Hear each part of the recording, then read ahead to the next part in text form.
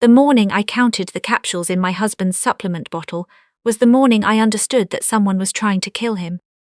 The bottle sat on the bathroom counter the way it always did, tucked behind his blood pressure medication and the vitamin D his doctor had recommended.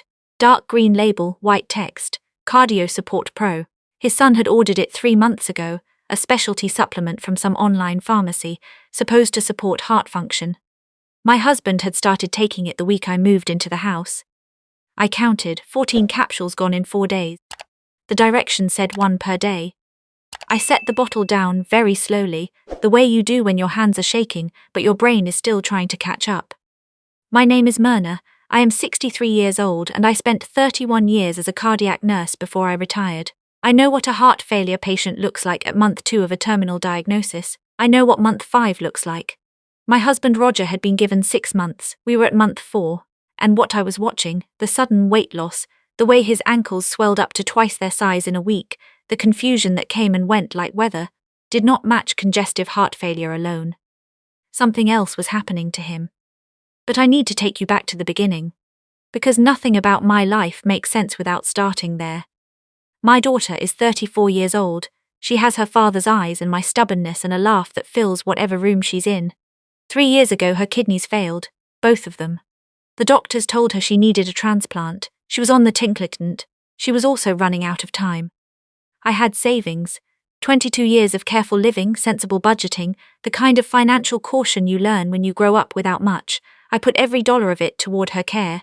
Then I sold my house, the small ranch house in Portland where I had raised her on my own after her father passed. I sold the furniture.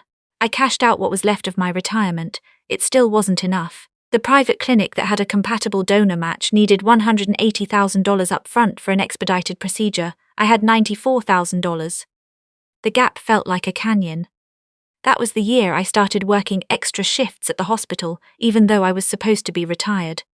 I poured coffee at a bakery on weekends.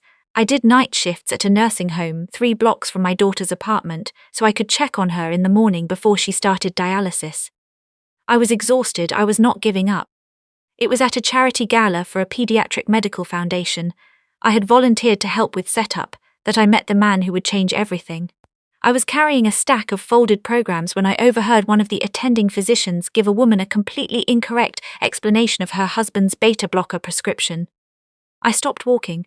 I corrected it, quietly, respectfully, but clearly. A man standing nearby laughed softly, not cruelly, more like someone who had been waiting a long time to see something honest happen in a room full of performance. He introduced himself as Roger Fitch. He was 71, silver-haired, and despite the expensive suit, there was something tired about him that I recognized immediately. It was the tiredness of someone who had been sick long enough to stop pretending he wasn't. We talked for 2 hours. He told me about his diagnosis, advanced congestive heart failure, 6 months if he was lucky, maybe less. He told me his doctors were the best money could buy, and that hadn't made the news any better. He told me he owned companies that made and distributed pharmaceutical supplies across 12 states, and that none of it meant a single thing to him when he came home to an empty house at night. I told him about my daughter, about dialysis 3 times a week, about the donor match, about the $86,000 I didn't have. He was quiet for a moment, then he said something I didn't expect. He said, "I would like to make you an offer." We met twice more before he made it formal. He was not a careless man. He wanted me to understand what I was agreeing to. He was dying. That was real. He did not want companionship pretending to be something else. He wanted an honest arrangement. He would ensure my daughter's transplant was fully funded, and he would make sure I was protected legally and financially after he was gone. In return, he wanted someone in the house who saw him as a person, not a name on a document, not an asset to be managed. He had a son, he said carefully. His son was a good businessman. He left it at that. I went home and sat at my daughter's kitchen table and told her everything. She held both my hands across the table and said, "Mom, you've been carrying this alone for 3 years. Let somebody help." I married Roger on a Tuesday afternoon in October, a small thing, his attorney my daughter, a justice of the peace, no flowers, no music. He held my hand during the vows and afterward said, very quietly, "Thank you for being honest with me." I thought I was walking into something temporary, a few months, a kindness, a business arrangement dressed in legal language. I did not know I was walking into a house full of danger. The Fitch estate sat outside of Greenwich, Connecticut. 17 rooms, a long gravel driveway, and the kind of silence that settles into a place when the people inside it have stopped telling each other the truth. I felt it the first evening at dinner, when my husband's son sat across from me and said nothing for 45 minutes, while managing to communicate his opinion of me with extraordinary precision. My husband's son was 44. He looked like a younger, sharper version of Roger with all the warmth drained out. He ran the operational side of his father's company as CFO. He wore it like armor, that title. He brought it into every conversation like a weapon that could end arguments before they started. He shook my hand the day I arrived and said, "I hope you'll be comfortable here." He said it the way people say it when they mean the opposite. His wife stood beside him and smiled. It was the kind of smile that required effort to maintain. From the first week, I noticed they managed Roger. Managed, that's the word. They scheduled his doctor's appointments, they approved his visitors, they handled his medication coordination and his dietary plan and his correspondence. Roger let them do it because he was tired, and because he had done it their way for long enough that it felt normal to him. What did not feel normal to me was how fast he was declining. I had worked cardiac care for 3 decades. I had watched patients at the 6-month mark of congestive heart failure, and at the 4-month mark, and at the 2-month mark. The trajectory was familiar. What I was seeing in Roger did not follow that trajectory. His appetite vanished too quickly. The fluid retention was aggressive in a way that didn't fit his current medication regimen. Some mornings he would look at me with an expression of vague confusion, like he couldn't quite locate himself in his own house. I mentioned it to his cardiologist at an appointment in November. The cardiologist reviewed his recent labs, made some adjustments, and told me these fluctuations were not unusual in late-stage patients. Something in his voice sounded like he was reciting lines rather than drawing conclusions. That night I lay awake, and I thought about the supplements. My husband's son had started giving them to Roger in September, the month before our wedding. Cardio Support Pro, ordered through a specialty online pharmacy. He had presented them at dinner one evening, explaining that a colleague whose father had the same diagnosis had used them with good results. Roger had been moved by the gesture. He said it was the first time in months his son had done something that felt personal. He took one every morning with his breakfast. The next morning, I got up before Roger woke. I took the supplement bottle into the reading room and sat in the chair by the window where the light was good, and I counted every remaining capsule. 14 gone in 4 days, 1 supposed to be taken per day. I put the bottle in my cardigan pocket. I made coffee. I smiled at my husband when he came downstairs and listened to him talk about a foundation project he wanted to start for rural hospital equipment, and I kept my face completely calm. Because I had been a nurse for 31 years, and the first thing you learn in a cardiac unit is that panic saves no one. That afternoon, while Roger rested, I drove to a pharmacy in the next town over, not the one we used, not the one his son's assistant called prescriptions into. I knew the pharmacist there, a woman I'd met at a nursing conference years ago. I brought her 2 capsules from the bottle. I asked her to run a basic analysis. I told her I would explain later. She called me 2 days later. She said, "Myrna, these contain digoxin, a significant concentration. Combined with the digoxin Roger is already prescribed, and the calcium channel blockers he's on, this would cause exactly what you've described: fluid retention, confusion, arrhythmia that looks like disease progression." I sat in my car in a parking lot in Greenwich, Connecticut, and I pressed my hand flat against the steering wheel and I breathed. Digoxin is a heart medication.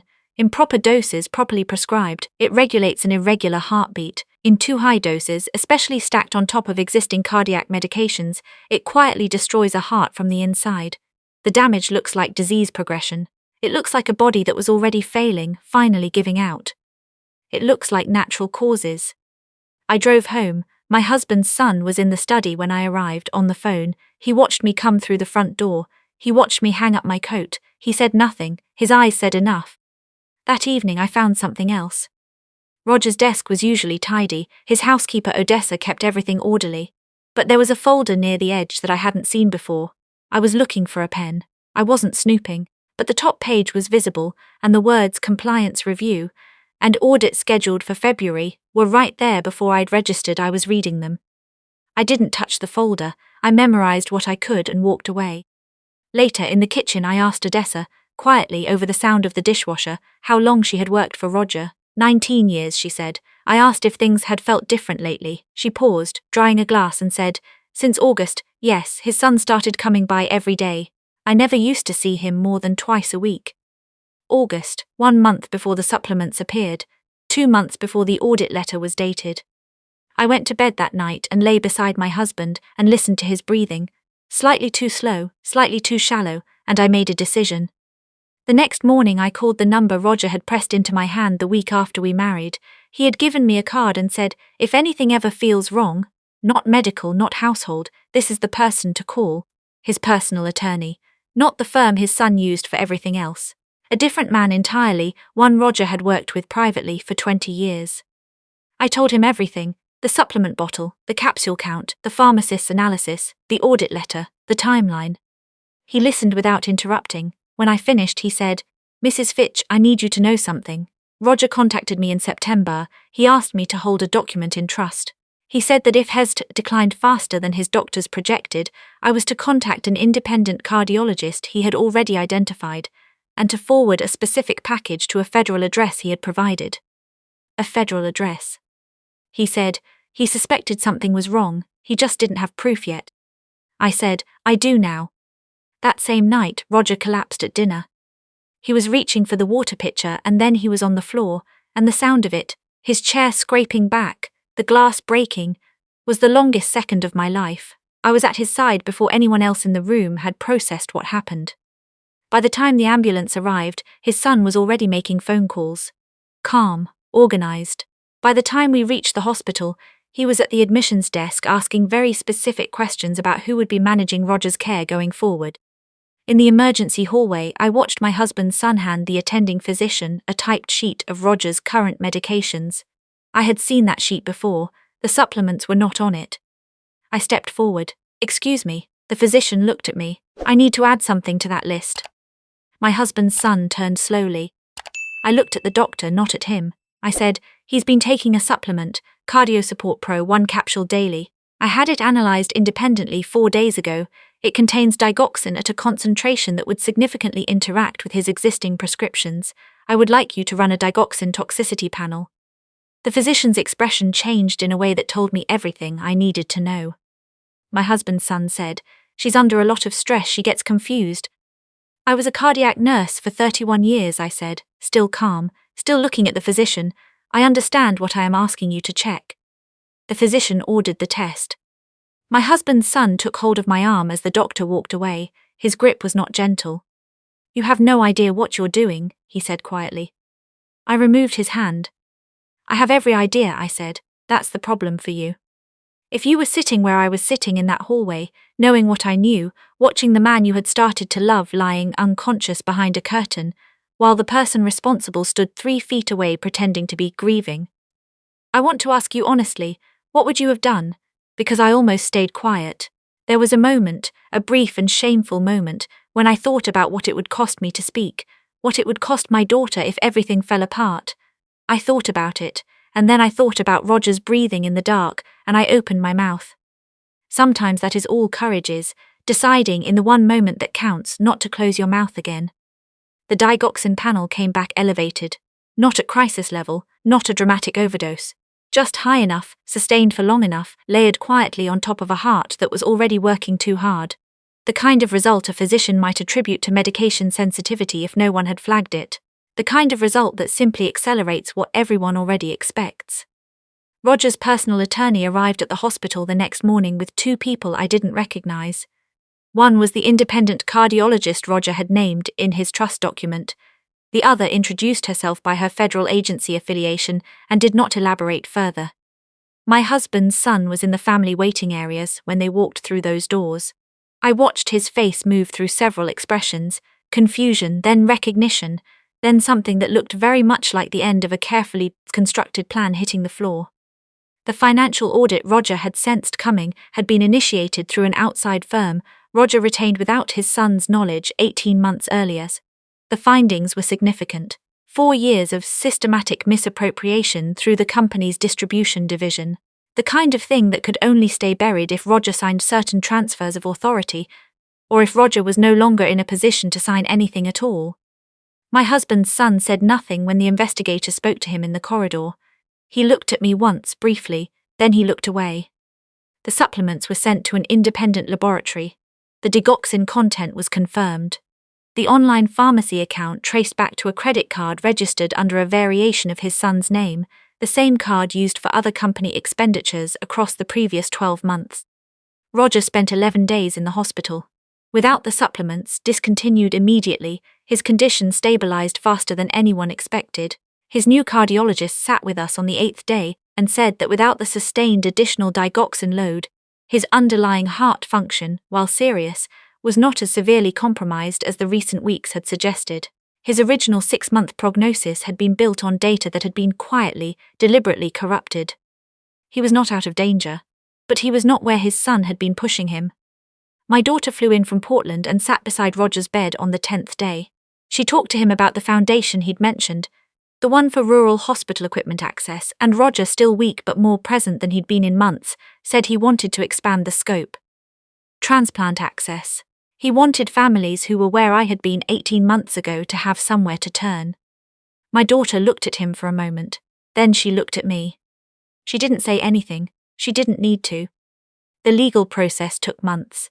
My husband's son was charged with attempted murder and multiple counts of financial fraud. His wife, who had known and said nothing, cooperated with prosecutors in exchange for a separate arrangement. The supplement bottles, the pharmacy records, the financial trail. It was the kind of evidence that doesn't leave much room for interpretation. Roger's will had been quietly revised in October, the week after our wedding, through his personal attorney, without his son's knowledge, without the firm his son used for everything else. The company would pass into an independent trust pending full restructuring. A portion of the estate would fund the Fitch Foundation for transplant access. The rest would be distributed through a legal process that did not include rewarding people who had tried to end a man's life for a balance sheet. My daughter had her transplant in March. The donor match had held. The procedure went well. When her surgeon called me, "The kidney is functioning, she's stable, she's asking for you." Those are the words I return to when I need to remember why I didn't stay silent. Roger was there when she was moved out of the ICU. He sat in the chair beside her hospital bed, thin and careful, with those tired eyes that were somehow warmer than they'd been in months, and he told her that her mother was the sharpest person he had ever met, and also the most stubborn. My daughter laughed and said she came by it honestly. That summer, Roger and I sat on the back porch of the Greenwich house every evening when the weather allowed. He had a new treatment plan, a slightly extended timeline that neither of us was taking for granted. He was honest about that.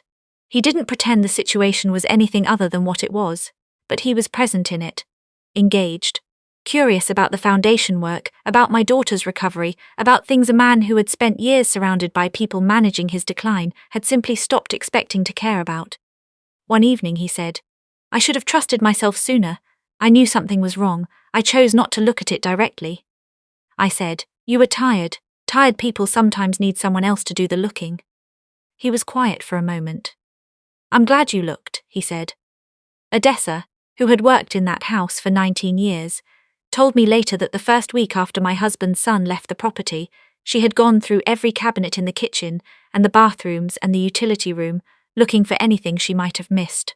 She found 2 more bottles of the same supplement hidden behind cleaning supplies.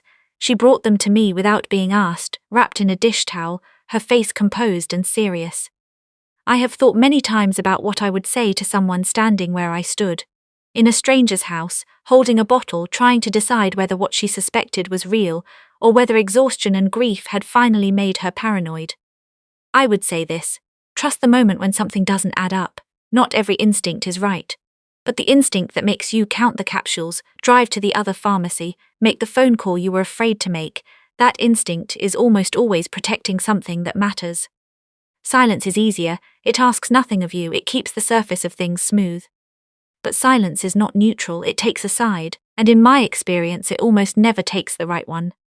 I was a 63-year-old retired nurse who married a dying man to save her daughter's life. I did not walk into that house expecting to fight for anything except surviving the grief of watching someone I had come to love slip away. I did not expect to find myself standing in a hospital hallway at 11 o'clock at night, staring down a man who had every legal and financial advantage over me, with nothing but 31 years of paying attention and the absolute certainty that I was right.